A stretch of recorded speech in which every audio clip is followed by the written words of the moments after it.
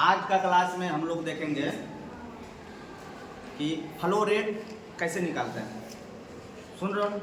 Corona class में हम लोग पढ़ चुके हैं, लेकिन फिर से हम चाहेंगे कि बेसिक से स्टार्ट करके फिर क्वेश्चन जो हम 6 को दिए ना 6 या 7 को 6 क्वेश्चन हम तुमसे बनवाए और तुमसे बनेगा। सुन रहे हो? आसान है, सिंपल है। हम लोग पानी चढ़ाते हैं ना, जब भी पानी चढ़ाते हैं हम लोग देख रहे होते एक बोतल लगा होता, फ्लूइड्स का बोतल लगा होता, वो अलग अलग चीज़ का हो सकता है, या तो क्रिस्टलाइट होगा या तो क्लोराइड होगा। अब बोलोगे क्रिस्टलाइट क्या होता है, क्लोराइड क्या होता, बोल सकते हो ना। दो प्रकार का हम लोग IV फ्लूइड्स लगाते हैं, एक को बोलेंगे क्रिस्टलाइट और एक को बोलेंगे क्लोराइड। बोलेंगे मेनली हम लोग क्रिस्टलाइट किसको बोलते हैं, जो वॉल्यूम एक्सपेंडर होगा, जिस पर इलेक्ट्रोलाइट्स मिला होगा, मतलब जो ब्लड का वॉल्यूम को बढ़ाने के लिए जिम्मेदार होगा, उसको हम बोलते हैं क्या, क्रिस्टलाइट। जैसे सुने होगा NS का बोतल होता, DNS का बोतल होता, डेक्स्ट्रोज का बोतल होता, RL का बोतल होता, सब क्रिस्टलाइट होता। क्रिस्टलाइट IV फ्लूइड्स होता, सिर्फ ब्लड का वॉल्यूम को वो बढ़ाएगा। सुन रहे हो या नहीं? क्लोराइड्स जो IV फ्लूइड्स होगा उसमें क्या आएगा, उसमें ब्लड या ब्लड का कंपोनेंट आएगा, ब्लड या ब्लड का कंपोनेंट आएगा, मतलब वो प्लाज्मा एक्सपेंडर होगा, प्लाज्मा को बढ़ाएगा। रियल में वो परमानेंटली ब्लड का वॉल्यूम को बढ़ाएगा। नहीं समझा मेरा बात? परमानेंटली प्लाज्मा को एक्सपेंड करने के लिए क्या होगा, क्लोराइड्स होता है। क्या होता है? क्लोराइड। जो किससे मिलके बनेगा, या तो ब्लड होगा या तो ब्लड का प्रोडक्ट होगा। जैसे RBC, 1 यूनिट RBC, जैसे प्लेटलेट्स, जैसे होल ब्लड, ये प्लाज्मा एक्सपेंडर होगा, ये ब्लड का प्लाज्मा को बढ़ाएगा। सुन रहे हो? परमानेंटली बढ़ेगा, परमानेंटली प्लाज्मा एक्सपेंडर होगा। दो प्रकार का IV फ्लूइड्स होगा, एक को बोलेंगे क्रिस्टलाइट्स और दूसरे को बोलेंगे क्लोराइड्स। क्रिस्टलाइट में आएगा जो जो वॉल्यूम एक्सपेंडर होगा, जिसमें RL, DNS, NS आएगा, जबकि क्लोराइड्स में प्लाज्मा एक्सपेंडर होगा, जिसमें ब्लड और ब्लड का प्रोडक्ट आएगा, RBC, WBC, प्लेटलेट या होल ब्लड। इतना बात हम लोग पढ़ चुके थे, पढ़े हैं। अब हमको देखना है कि फ्लो रेट किस प्रकार निकालते हैं, कैसे कैसे मैकेनिज्म होता है। तो हमको बेसिक से स्टार्ट करना है। सबसे पहले देखेंगे बोतल से IV सेट लगा होता, बोतल से जो हम अटैच करते हैं ना पानी चढ़ाने के लिए, सलाइन करने के लिए, उसको हम बोलते हैं IV सेट। सुन रहे हो ना? उसको हम बोलते हैं IV सेट। अब ब्लड का बोतल लगा हुआ है, उस पर जो हम अटैच करते हैं उसको बोलते हैं BT set, blood transfusion set. दोनों अलग अलग होता है, एक IV सेट होगा, दूसरा BT सेट होगा, दोनों अलग अलग होता है, लेकिन मैक्सिमम दोनों में सिमिलरिटी होता है। तो थोड़ा देखो क्या देखेंगे, सुनो। ये हमने बना दिया पानी का बोतल, पानी का बोतल बना दिया हमने, क्या, DNS बना दिया। और इससे हम अटैच क्या करेंगे, IV सेट अटैच करेंगे। IV सेट क्या करेंगे, हम इससे अटैच करेंगे। IV सेट अटैच कर दिए, IV सेट अटैच किया। लास्टली वो IV सेट का टिप वाला पार्ट को कहां पर अटैच करेंगे, इसको केनुला में। कहां पर अटैच करेंगे? केनुला पे अटैच करेंगे। समझ लो ना? या तो केनुला पर अटैच करेंगे या तो डायरेक्ट वेन पे अटैच कर देंगे, अगर पेशेंट को केनुला लगा हुआ नहीं है तब। कितना समझ रहे हो? अब सुनो, इस वाला पोर्शन को हम क्या बोले, बोतल बोले। बोतल का ये हेड वाला पार्ट, जहां से ड्रॉप गिर रहा है, IV सेट में ड्रॉप गिर रहा है, उस वाला पार्ट को बोलेंगे ड्रिप चेंबर, उसको बोलेंगे ड्रिप चेंबर। ये ट्यूब वाला पार्ट है, जिसको ट्यूबिंग बोलेंगे। टिप वाला पार्ट को ट्यूबिंग बोलेंगे। यहाँ तक समझ आ रहा है ना? पल्ला पड़ रहा है ना। अब सुनो, ट्यूबिंग के बाद तुम एबी सेट में देखना, लास्ट वाला पोर्शन होगा ना रबर का बना होता है, रबर का लास्ट वाला पोर्शन रबर का बना होता है, लेटेक्स रबर का बना होता है कि नहीं। फिर सबसे लास्ट में देखो तो प्लास्टिक का बना होता है जो कैनुला में अटैच होता है, देखे हो ना, वो ना देखो। लास्ट वाला पार्ट देखो, इस वाला पार्ट को हम बोलेंगे लेटेक्स रबर, रबर से मिलके बना है या नहीं। इस वाला पार्ट को हम बोल देंगे क्या, लेटेक्स रबर बोले या नहीं। टीप वाला पार्ट जो है यही तो कनेक्ट होगा ना कैनुला से।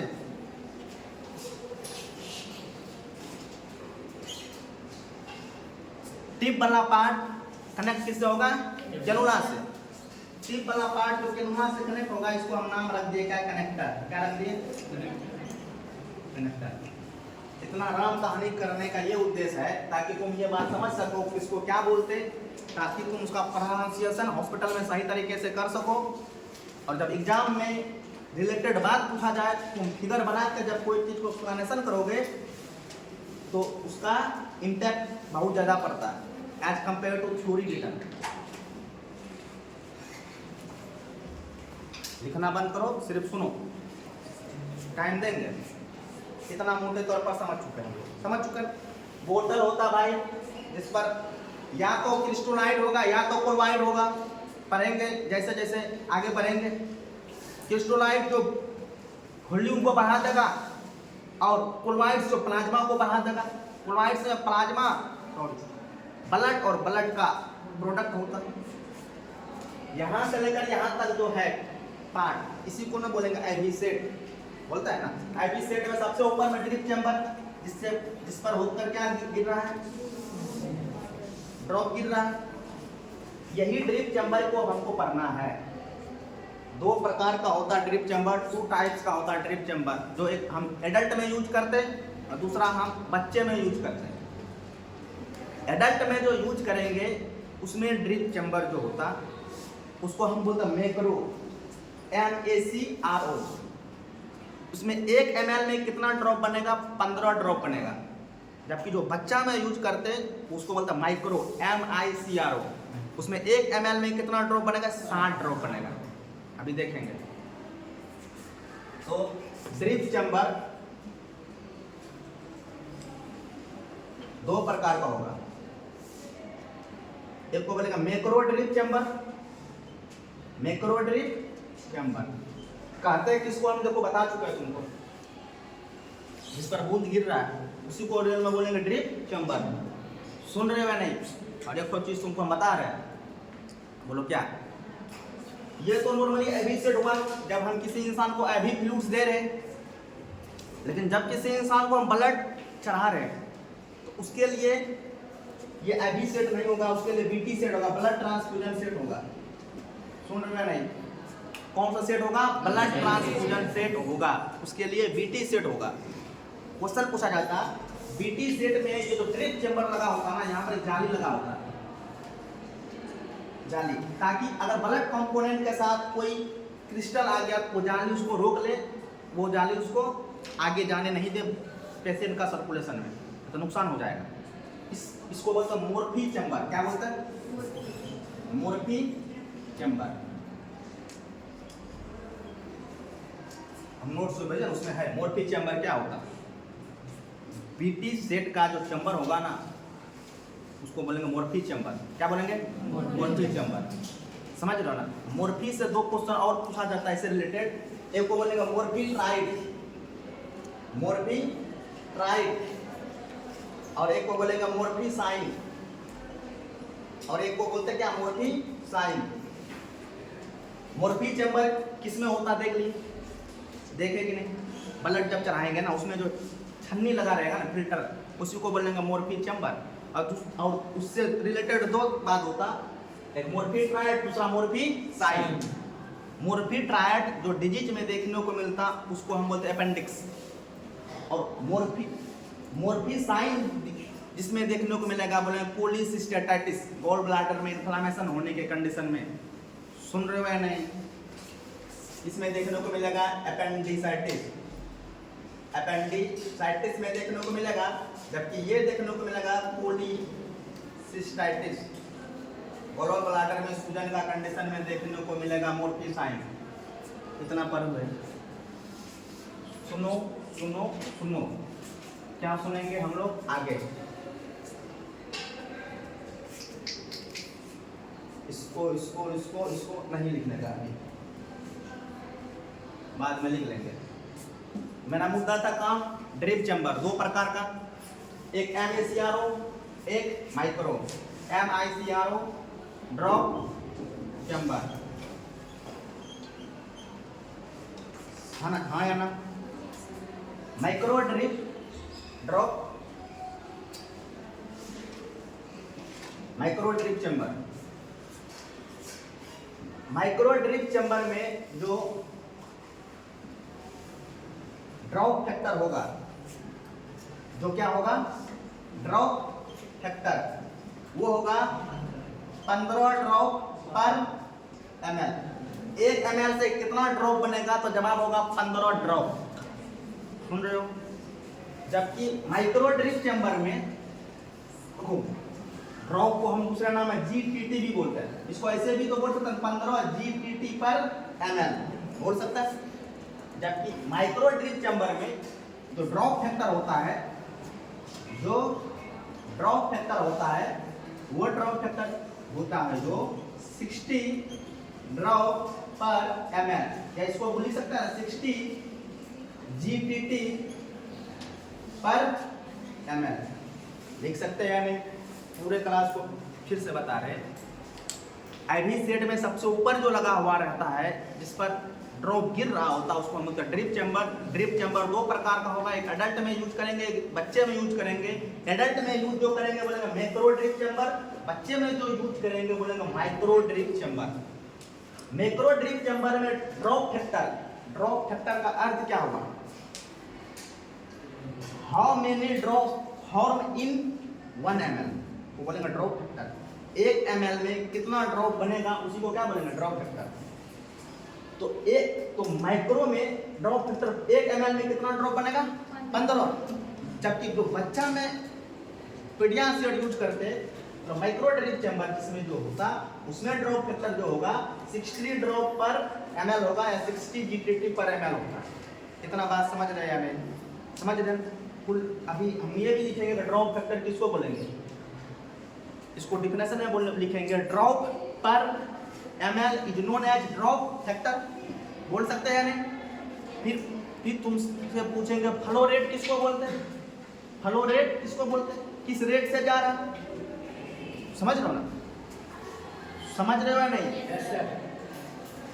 ड्रॉप पर मिनट को बोलेंगे फ्लो रेट। 1 मिनट में कितना ड्रॉप किया, क्या बोलेंगे हम? Flow rate. Flow rate equal to drop पर मिनट। 1 मिनट में कितना ड्रॉप गया, फ्लो रेट बोलेंगे उसको। जबकि ड्रॉप फैक्टर किसको बोलेंगे? 1 ml में कितना ड्रॉप बना।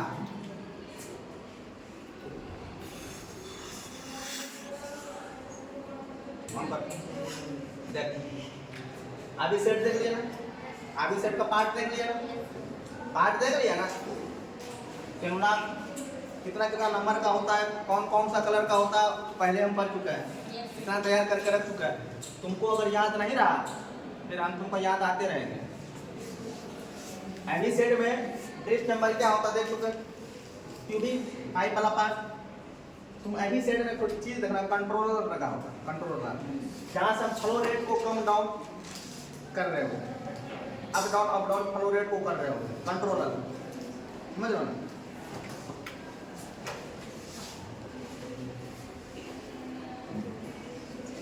बोलेंगे कंट्रोलर, इसको बोलेंगे क्लैंप रोलर। क्या बोलेंगे? क्लैंप। कंट्रोलर को बोलेंगे क्लैंप रोलर। इसके मदद से हम आईडी सेट को क्या करेंगे? फ्लो रेट को कंट्रोल करेंगे, कम या ज्यादा। इतना बात हम लोग पढ़ चुके हैं।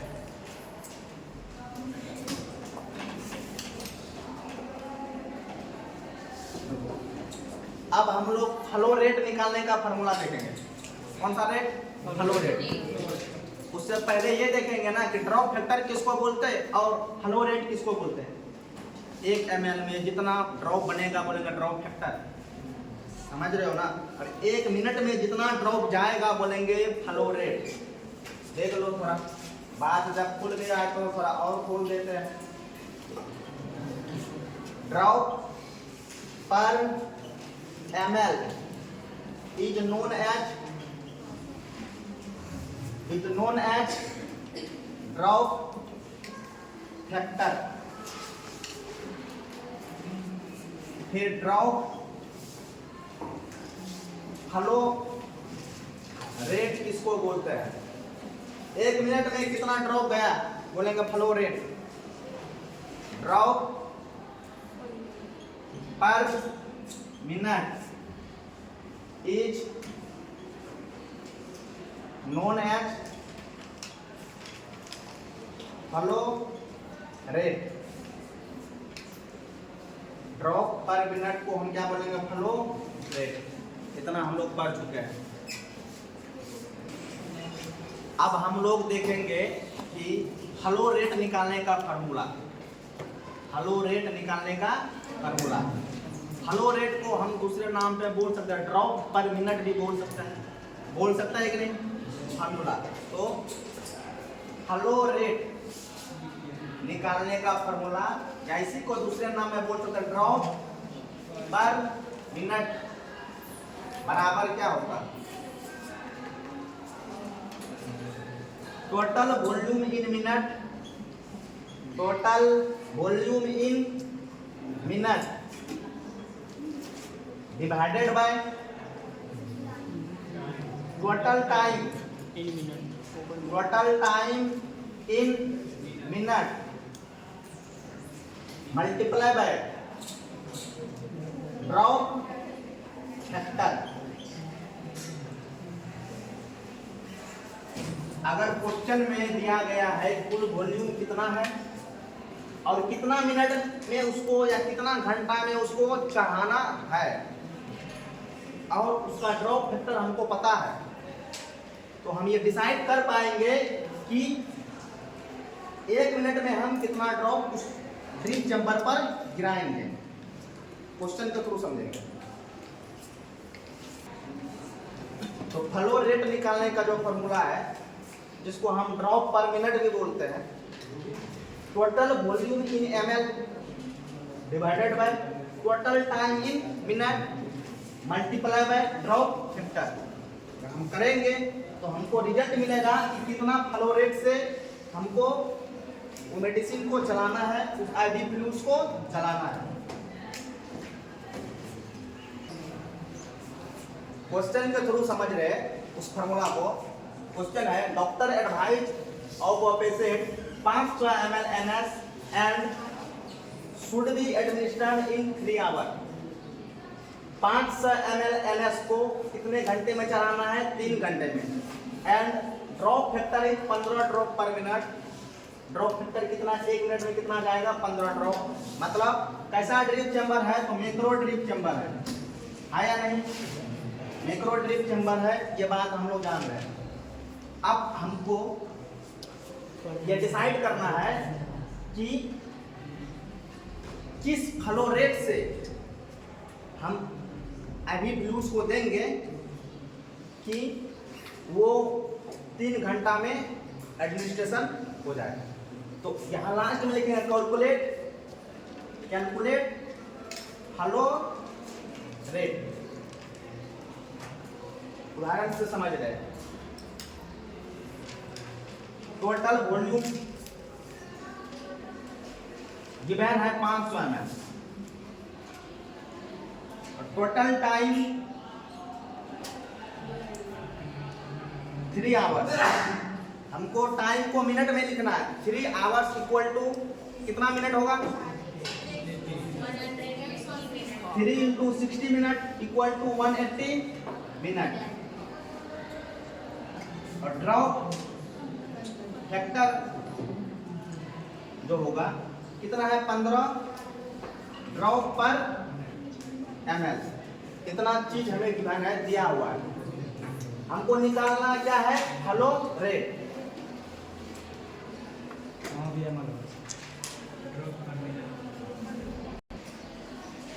अब हम लोग देखेंगे फार्मूला पे अप्लाई करेंगे। Flow rate equal to formula पर क्या है, total volume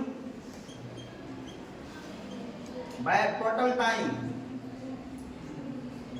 time into drop factor. Total volume कितना हमारा दिया गया है 500 ml, टोटल टाइम कुल कितना है 180 मिनट, ड्रॉप फैक्टर कितना है हमारा 15 ड्रॉप। अब हम इसको सिंप्लीफाई करेंगे, 0 से 0 गया, 25 गुना 50, 9 गुना 18, 3 तिया 9, 5 तिया 15, 25 मल्टीप्लाई 5, 125 बाय 3, 3 चौका 12, 3 एकम 3, 3 छक्का 18, इतना ड्रॉप पर मिनट। क्या आ गया इसका आंसर, 41 ड्रॉप पर मिनट आंसर आ गया। इसका मतलब है आखिर क्या समझे हम इससे, डॉक्टर एडवाइस किया है 500 ml NS को 3 घंटा में चढ़ाना है, जबकि उसका ड्रॉप फैक्टर कितना है 15 ड्रॉप पर ml है। Calculate flow rate. Flow rate का अर्थ हुआ कितना स्पीड में हम पेशेंट को एडमिनिस्ट्रेशन करेंगे, फ्लो रेट। तो रिजल्ट आया 41 ड्रॉप पर मिनट, मतलब हम ड्रिप चैम्बर में 1 मिनट में अगर 41 ड्रॉप गिरने दिए तो वो 3 घंटा में 500 ml आसानी से चढ़ जाएगा, ना ही टाइम ज़्यादा लगेगा ना ही टाइम कम लगेगा। समझ में आया नहीं आया? तो फ्लो रेट का अर्थ हुआ कि कितना स्पीड में हम जो मेडिसिन को चलाएंगे तो वो उतना ही एग्जैक्ट टाइम पर वो मेडिसिन खत्म हो जाए, ना ही कम में खत्म हो ना ही ज़्यादा में खत्म हो। ब्लड ट्रांसफ्यूजन में हम लोग पढ़े थे, अगर जो आरबीसी होता है ना उसका ट्रांसफ्यूजन टाइम 2 से 4 आवर्स होता है। 2 आवर्स से पहले अगर आरबीसी को ट्रांसफ्यूज कर दिए तो फ्लूइड ओवरलेट हो जाता है। 4 आवर्स से ज़्यादा में अगर ट्रांसफ्यूज कर दिए तो सेप्टिसीमिया हो जाएगा। तो हमको एक perfect fix duration time interval पर ही कोई भी आईवी फ्लूइड को एडमिनिस्ट्रेशन करना है। एडमिनिस्ट्रेशन करने के लिए हम कितना ड्रॉप 1 मिनट में गिरने देंगे, कैसे निकालेंगे फ्लो रेट, तो उसका फार्मूला है total volume total time multiply by drop factor. Result क्या आ गया 41 ड्रॉप। 1 मिनट में 41 ड्रॉप गिराएंगे। हम 1 मिनट घड़ी देख लेंगे। इस प्रकार से हम रोलर लैंप के सहायता से, कंट्रोलर के सहायता से इस प्रकार स्पीड सेट करेंगे कि 1 मिनट में कितना ड्रॉप हम वहां से गिरने देंगे 41, 40 से 41 ड्रॉप गिरने देंगे। तो कुल मिला के 3 घंटा में वो मेडिसिन एडमिनिस्ट्रेशन हो जाएगा। समझ में आया या नहीं? नेक्स्ट क्वेश्चन में हम लोग देखेंगे, सुनो, the physician ordered reads administer 1 gram cefotaxime in 120 ml of normal saline solution in 60 minutes. What is flow rate if drop factor is 20 GTT per ml? कहने का हुआ एक फिजिशियन एडवाइस किया एडमिनिस्ट्रेशन करने के लिए 1 ग्राम सेपोटेक्जिम को 1 ग्राम सेपोटेक्जिम को जो कितना ml में है 150 ml में कितना मिनट में एडवाइस किया 60 मिनट में। अब तुमको निकालने बोल रहा है कि उसका फ्लो रेट कितना होगा। सबसे पहले क्या क्या गिवन है लिखेंगे क्वेश्चन में। गिवन क्या क्या है, टोटल वॉल्यूम कितना है 150 ml, कितना यो ग्राम हो, हमको उससे क्या लेना देना। Total volume 150 ml, total time 60 minute, drop factor देखो हमको दिया गया है 20 GTT। फ्लो रेट निकाल सकते हैं ना, देखो कैसे कैसे। सबसे पहले लिखेंगे solve total volume total volume कितना ml 150 ml। टोटल टाइम कितना ml, कितना मिनट 60 मिनट। लिख लिया ना। अब सुनो ड्रॉप फैक्टर इसका बताओ, ड्रॉप फैक्टर इसका बताओ। हाँ 20 GTT पर ml। GTT को दूसरे नाम में ड्रॉप भी बोल सकता है। तो अब फ्लो रेट बराबर फार्मूला लगाएंगे हम लोग। 12 के बाद मैट्रिक के बाद आए थे किसमें, इंटर में मैथ की वजह से बायो लिए थे। फिर इंटर करने के बाद हम लोग फिर बायो फील्ड में ही आगे बढ़ने को सोचे, जिधर मैथ का कोई उपाय ना हो। नर्सिंग करने आ गए, कम टेंशन। लेकिन देख लो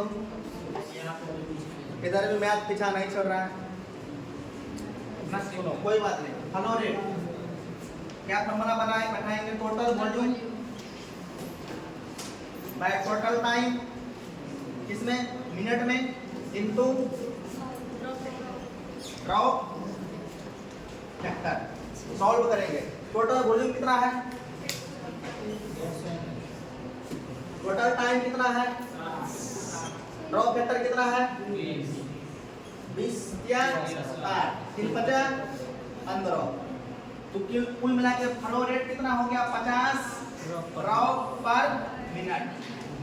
अर्थात 1 मिनट में अगर हम 50 ड्रॉप ड्रिप चैम्बर में गिरने देंगे तो कुल 150 ml कितना मिनट में चल जाएगा, 60 मिनट में चल जाएगा। रोक।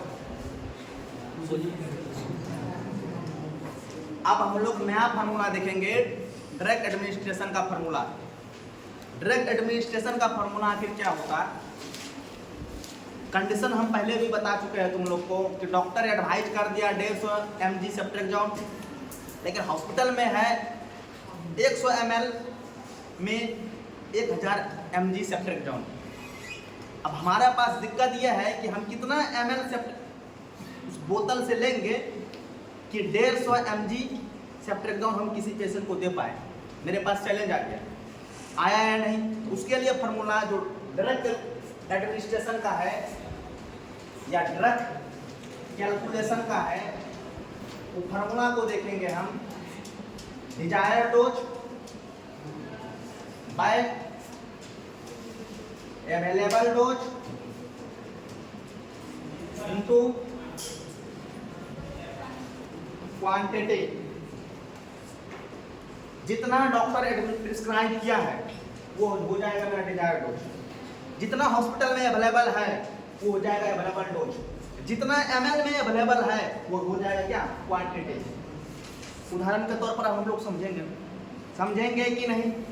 मिटाए इस फार्मूला को, मिटाए फार्मूला को लिखो, क्योंकि क्वेश्चन फिर हम 10 को देंगे।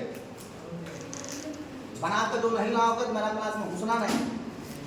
सुनो क्वेश्चन सुनो। Doctor advise of a patient 200 mg ceftriaxone but in hospital present 1000 mg ceftriaxone in 15 ml बोतल।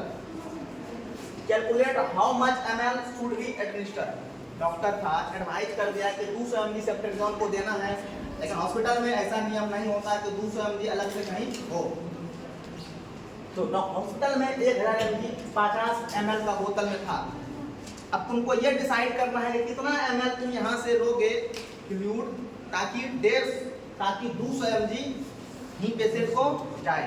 कितना 50 ml में कितना ml तुम सिरिंज में लोगे और पेशेंट को दोगे कि पेशेंट को मिल जाए कितना 200 mg। हमको सबसे पहले गिवन डाटा को लिखना पड़ेगा। लिखेंगे कि नहीं? हम सबसे पहले लिखेंगे डिजायर्ड डोज।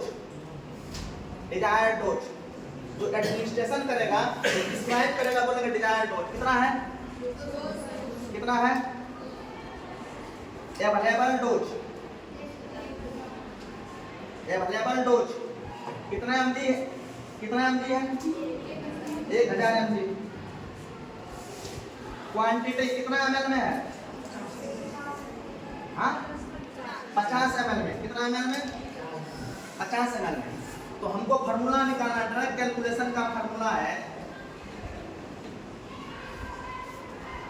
डिजायर्ड डोज बटे अवेलेबल डोज इनटू क्वांटिटी, है या नहीं? फार्मूला पर उतारो। डिजायर्ड डोज कितना है? 200। अवेलेबल डोज कितना है? 1000। क्वांटिटी कितना है? 50। ये 2 जीरो और यहाँ 1 जीरो, 3 जीरो। ये है ऊपर का 3 जीरो हटा दिए, नीचे का भी 3 जीरो हम लोग हटा दिए। कितना ml हो गया? 10 ml। अर्थात 50 ml में से अगर हम 10 ml निकाल करके पेशेंट को दे दिए, पेशेंट को 200 mg मिल जाएगा। समझ में आया कि नहीं?